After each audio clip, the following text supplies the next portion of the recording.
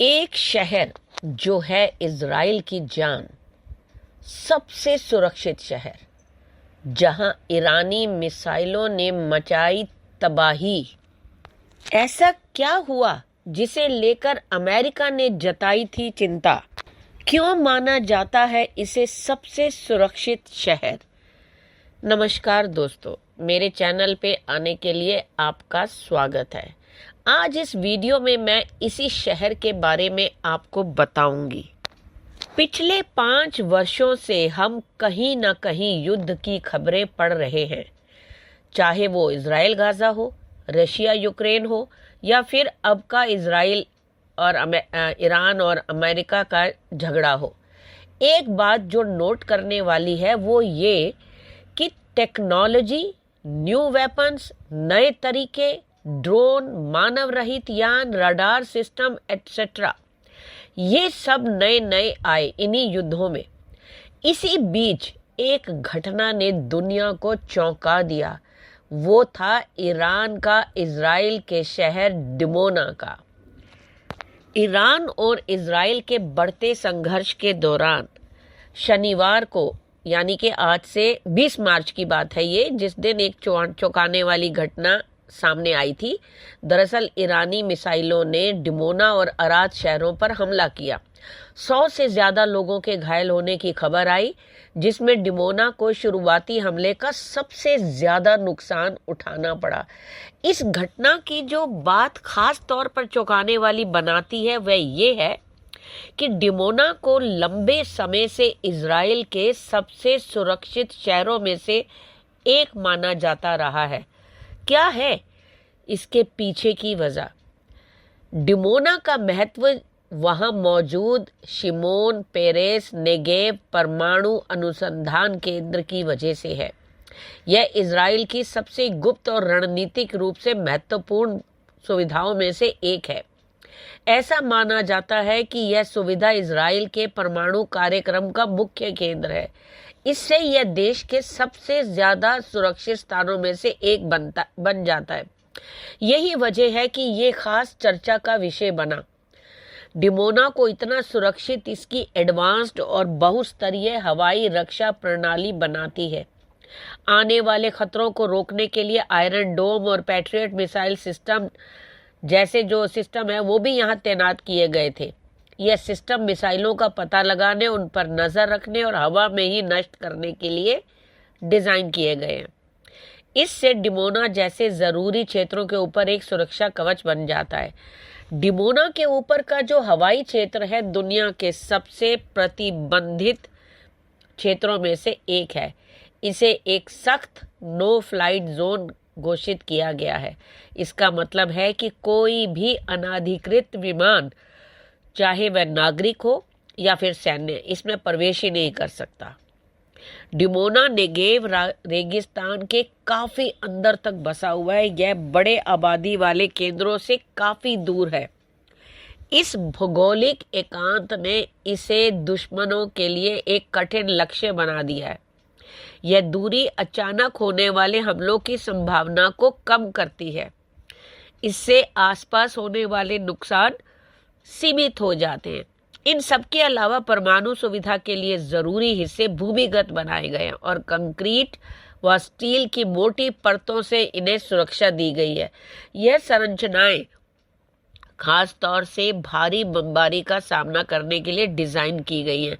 इससे इन्हें नष्ट करना और भी मुश्किल हो जाता है। डिमोना में परमाणु अनुसंधान केंद्र 1958 में खोला गया था। हालांकि यह व्यापक रूप से माना जाता है कि इज़राइल के पास परमाणु हथियार हैं, लेकिन उसके नेता इस अटकल की ना तो पुष्टि करते और ना ही खंडन करते हैं। यह घटना उस चेतावनी के बाद शुरू हुई कि ईरान इज़राइल की ओर मिसाइलें दाग सकता है। डिमोना जो है दक्षिणी इज़राइल के नेगेव रेगिस्तान में स्थित है। इज़राइल ना तो परमाणु हथियार रखने की पुष्टि करता और ना ही खंडन करता है, जैसे मैंने अभी बताया। हालांकि Stockholm International Peace Research Institute यानी सिप्री के अनुसार उसके पास लगभग 90 परमाणु वॉरहेड हैं, जिससे वह मध्य पूर्व का एकमात्र परमाणु शक्ति संपन्न देश बन जाता है। इजराइल ने परमाणु अप्रसार संधि पर हस्ताक्षर नहीं किए हैं। इस वजह से उसकी परमाणु सुविधाएं इंटरनेशनल एटॉमिक एनर्जी एजेंसी की व्यापक निगरानी प्रणाली के तहत नहीं आती।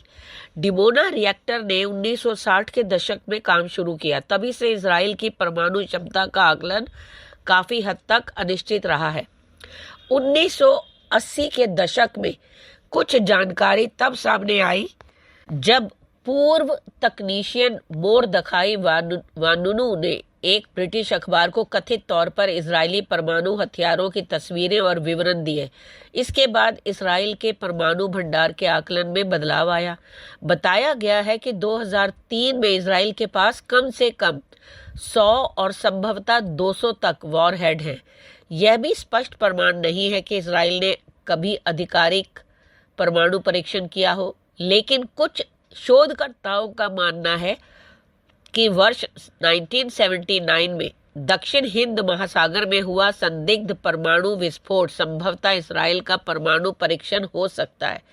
यह भी अनुमान लगाया जाता है कि यह परीक्षण दक्षिण अफ्रीका के साथ मिलकर किया गया हो।